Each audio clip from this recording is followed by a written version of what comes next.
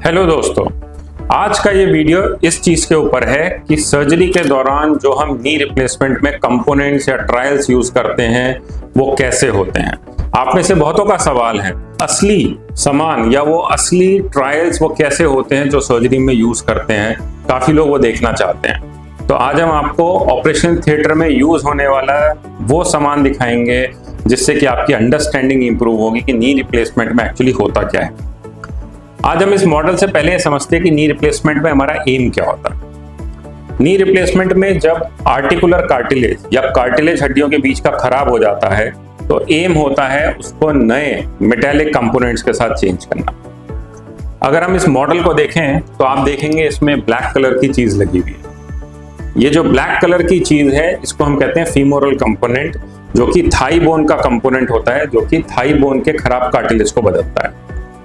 इसी तरह से एक होता है टीबियल बोन का कंपोनेंट, जिसको कि हम लेग बोन का भी कह सकते हैं, जो लेग बोन के खराब कार्टिलेज को बदलता है। जैसे यहाँ पे आप देख सकते हो ये स्टील की जो प्लेट है, ये चीज जो है इसको हम कहते हैं टीबिया में लगने वाला कंपोनेंट। इनके बीच में एक चीज होती है जिसे हम कहते हैं स्पेसर, ये सफेद चीज जो दिख रही है। तो ये तीन मेन कंपोनेंट होते हैं नी रिप्लेसमेंट सर्जरी में, जिनको कि हमें बदलना होता है या यूं कहें तो आपके शरीर में नया लगाना होता है। इसके अलावा कभी कभी हम नी कैप के पीछे वाले कंपोनेंट को, जिसको कि पटेला कहते हैं, वहां पे भी नया एक तरह का कंपोनेंट लगाते हैं ताकि जो पटेला रिलेटेड अर्थराइटिक पेन है वो भी ना रहे।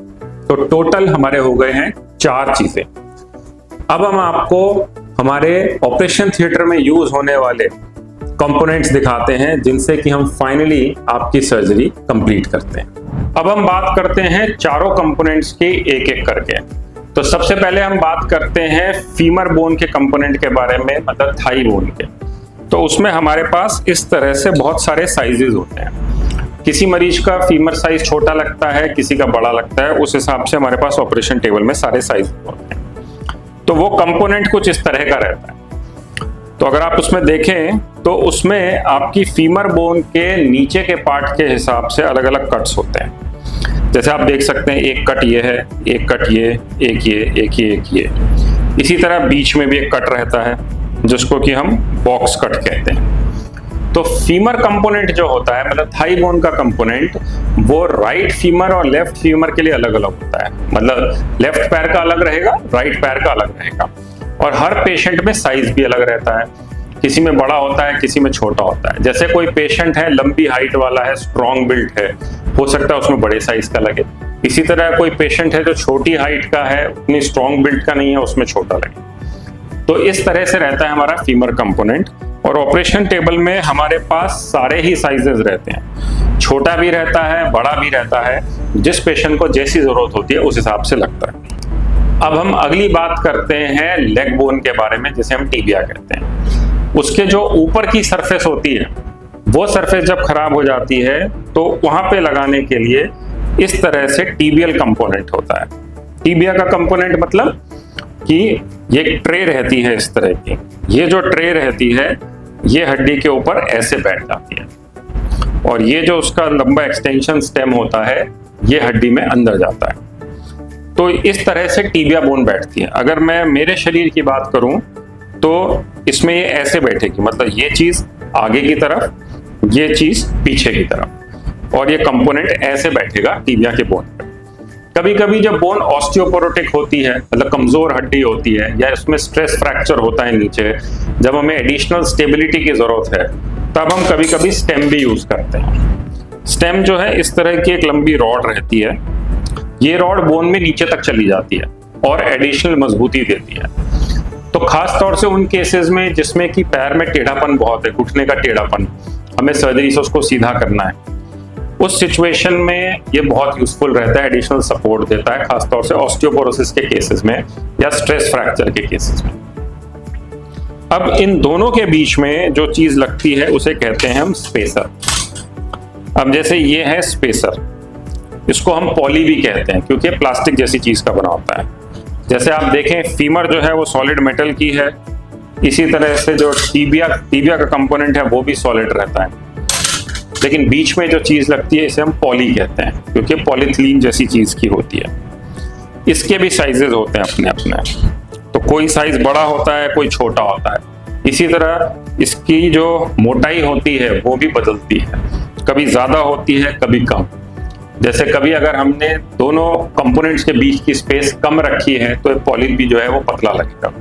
इसी तरह से अगर स्पेस ज्यादा है तो पॉली जो लगेगा वो मोटा लगेगा।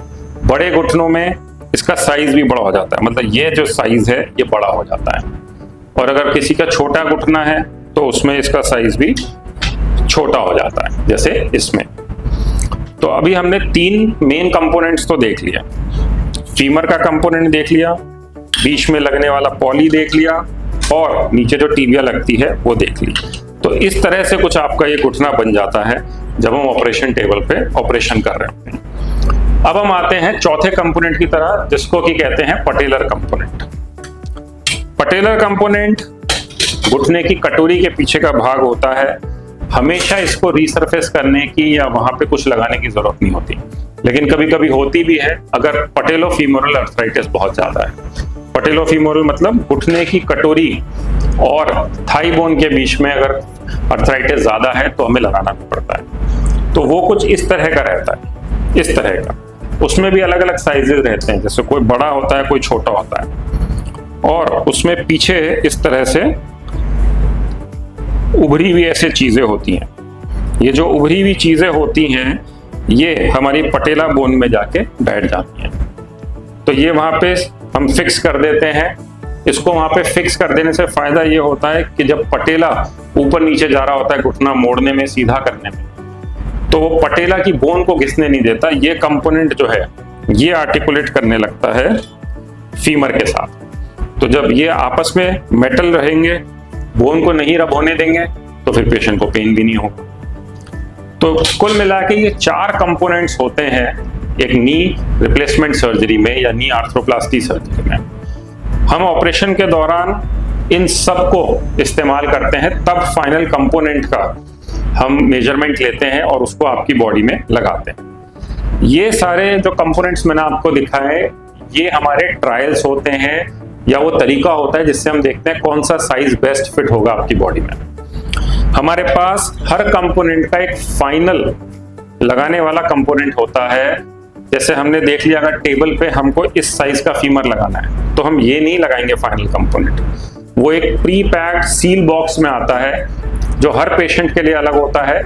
जब सब कुछ फाइनल हो गया, साइजिंग फाइनल हो गई, तब हम उस डब्बे को खोलते हैं, उसमें से स्टेराइल कंपोनेंट को निकालते हैं, सीमेंट मिक्स करके वो हम आपकी बॉडी में लगाते हैं। तो ये है ट्रायल्स, लेकिन ये फाइनल कंपोनेंट नहीं है। फाइनल कंपोनेंट एक डब्बे में बंद होता है, सील पैक्ड होता है, जो सिर्फ आपके सर्जरी के टाइम पे ही खुलता है।